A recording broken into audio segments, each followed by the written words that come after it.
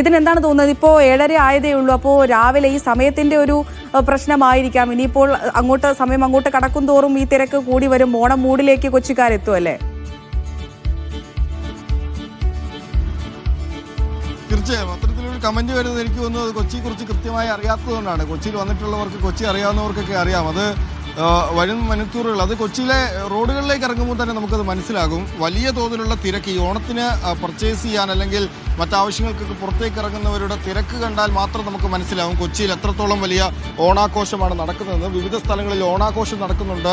ഈ സിനിമകൾ കാണാൻ വേണ്ടി പോകുന്നവരുണ്ട്, സാധനങ്ങൾ വാങ്ങാൻ വേണ്ടിയൊക്കെ പോകുന്നവരുണ്ട്.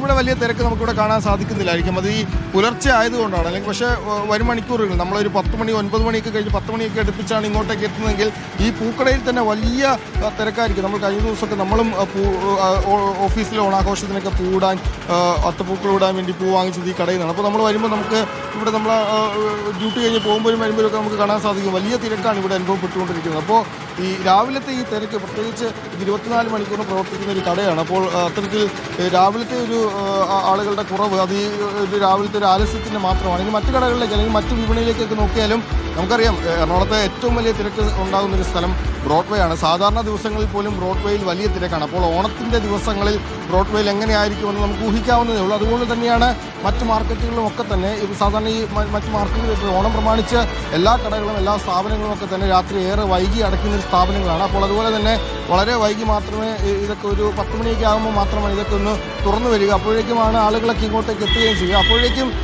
ശരിക്കുമുള്ളൊരു ഓണത്തിൻ്റെ തിരക്ക്, കൊച്ചി നഗരത്തിലെ തിരക്ക് നമുക്ക് തിരിച്ചറിയാൻ സാധിക്കും. പക്ഷേ ഈ തിരക്ക് ഏറ്റവും അധികം ബാധിക്കുന്നത് നമുക്ക് യാത്രയെ തന്നെയാണ്. കാരണം 1 കിലോമീറ്റർ നമ്മൾ യാത്ര ചെയ്യണമെങ്കിൽ 1 മണിക്കൂറോളം റോഡിൽ കിടക്കേണ്ട സ്ഥിതിയാണ്. എറണാകുളത്തിൻ്റെ ഏത് ഭാഗത്തെടുത്താലും അങ്ങനെ തന്നെയാണുള്ളത്. അപ്പോൾ ഈ ഓണത്തിൻ്റെ ഒരു തിരക്ക് കൂടി വരുമ്പോൾ എറണാകുളം നഗരം മൊത്തത്തിൽ വലിയ തിരക്കിലേക്ക്, വലിയ ആൾക്കൂട്ടത്തിലേക്കൊക്കെ പോകുന്ന ഒരു സാഹചര്യം ഏതായാലും ഉണ്ട്. ഏതായാലും അതുകൊണ്ട് ഇപ്പോഴത്തെ ഒരു തിരക്ക് അല്ലെങ്കിൽ ആളുകളില്ല എന്നത് ഇപ്പോൾ നമ്മൾ കണക്കാക്കേണ്ടതില്ല. പ്രത്യേകിച്ച് തിരുവോണത്തിൻ്റെ അവസാന ദിവസവും കൂടെ ആകുമ്പോൾ ഇന്നത്തെ തിരക്ക് ഏതാണ്ട് കൊച്ചിയിലുള്ളവർക്ക് അത് ഊഹിക്കാവുന്നതേ ഉള്ളൂ. അപ്പോൾ പിന്നെ കൊച്ചിയിലേക്ക് ഓണത്തിൻ്റെ മൂഡ് എത്തിയിട്ടില്ല അല്ലെങ്കിൽ ആ ഒരു വൈബ് എത്തിയിട്ടില്ല എന്ന് പറയുന്നത് കൊച്ചിയെ ശരിക്കും അറിയാത്ത ആരുടെയെങ്കിലും ഒരു കാര്യമായിരിക്കും അമൃത.